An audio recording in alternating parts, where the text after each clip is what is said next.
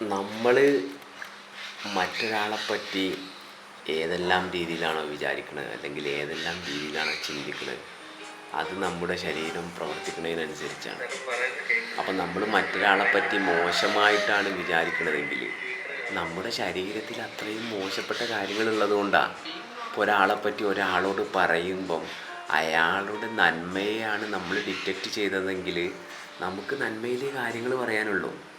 മറിച്ചും ഒരാളെപ്പറ്റി മറ്റൊരാളോട് മോശമാണ് പറയണതെങ്കിൽ ആ മോശം എന്ന് പറയണ ആ അവസ്ഥയിൽ നിന്ന് നമ്മുടെ ശരീരത്തെ നമുക്ക് മോചിപ്പിക്കാൻ സാധിച്ചു കഴിഞ്ഞാൽ അവിടെ തുടങ്ങി നമ്മളിലുള്ള നന്മ, അവിടെ തുടങ്ങി നമ്മളുടെ സ്വസ്ഥമായ ജീവിതവും.